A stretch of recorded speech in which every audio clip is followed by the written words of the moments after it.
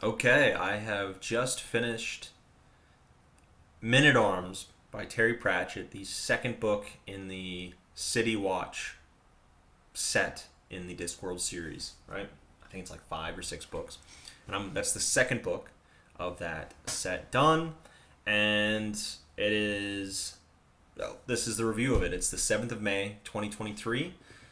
And I think this book was solid. Really, really solid book. And the reason I say solid and not great, and I would say the first book is great. And in fact, I'm giving the first one a 9 out of 10. This one is not at that level, and that's because it's not as funny. It's not as funny as the first one, but also there's a reason it's not as funny. And then it's also a little bit long in the beginning, a little bit long, and it wasn't as like quick in speed as the first one. It didn't feel like it. It's the same length, but it didn't feel as fast. Once that 20% is done, though, it just speeds right on through, and it's great. So it goes from good to great. Because that long in the beginning isn't terribly long. I mean, it's only a 400-page book, and it's not Wheel of Time long. It's not Sun Eater long. It's just a little bit long. So I can't make it that part great. But the rest of the book is, and it's just the rest of it is so good. We have, and the reason it's not as funny is because it is funny, but it is trying to be more heartfelt, trying to hit you more in the feelings, in the feels, right, in the heart. And we get that by introducing new characters and expanding on the old characters. And with these old characters, they have payoffs to their characters, and then these new characters, they have setups and payoffs that you see, and some of them die. One of them dies, and it's really, really sad. Another one dies as well, but comes back to life, and it makes sense that they do. And you're just like, oh, I felt relief from that. There was 2 gut punches, which I don't really feel gut punches in any books, honestly. Like even in the Red Wedding, right? Like Game of Thrones, there was no gut punches. There were just like dread, like, oh, that happened. That sucks. Terrible. This was like, oh, I liked him. I liked him a lot. And that happens in this. And it's good. It happened to a new character who you kind of go from start to finish with this character, and you're like, oh, what a good character. Sad to see them go. The second one, you also really like them too, you're invested. It was just solid and heartfelt. And there's still funny. There's still funny moments, as I said, and a lot of the characters, like Carrot, he is continuing on his journey. He's the simple guy who brings, like, let's say, village down to earth kindness to a decrepit city, and then just his presence inspires everyone who deals with him, everyone around him, and the Night Watch to be better, to become better.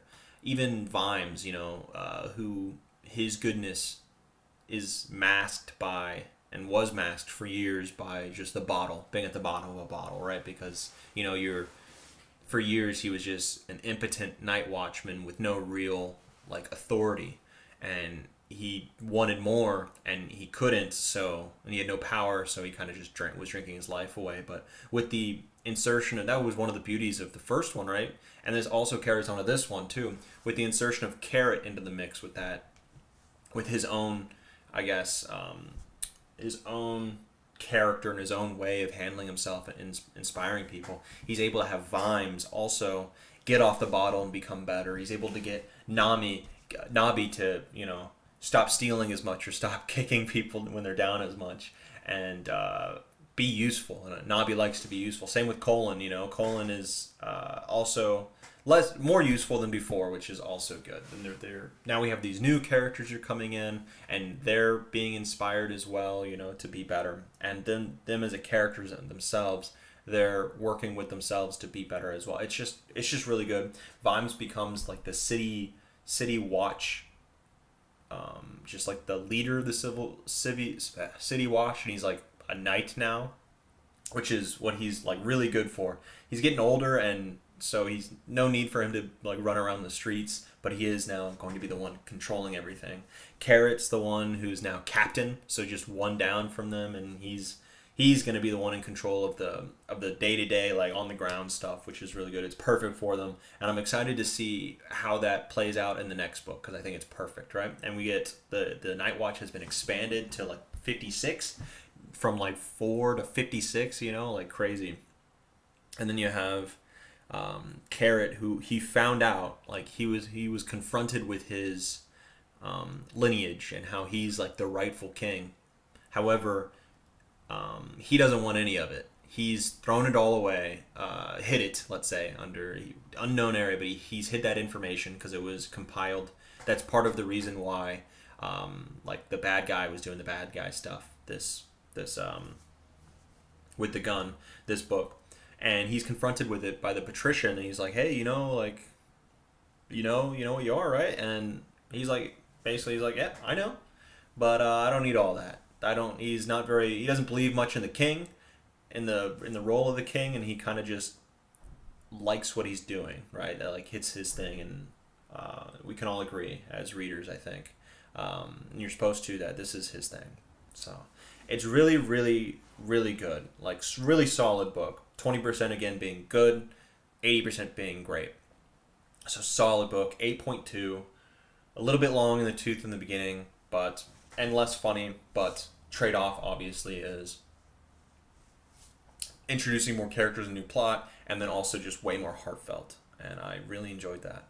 So moving on, next book.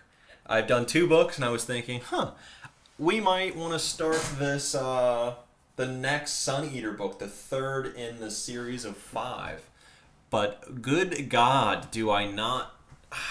I don't want to start it yet. I really don't want to start it yet. I haven't had my fill of the Night Watch yet. It was only supposed to be like, or the City Watch. It was only supposed to be like a palate cleanser, like an in between to get me rested while I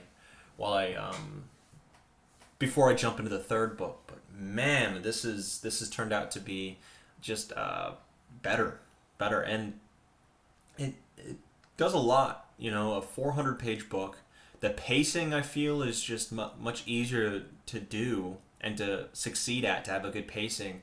And it's half as long as a Sun Eater book, but it's twice as enjoyable to read, with better characters and more interesting story to me. Like, it's everything in a better package, and I'm struggling to get myself to start the next book in the Sun Eater series. And it's recent enough that I remember the important things so that I can jump right into the 3rd book, but maybe after the 3rd book, I'm going to jump right into the 3rd Discworld City Watch book. Yeah. All right. Enjoying myself, and yeah, that's my review. 8.2 out of 10. Solid book. All right, next one.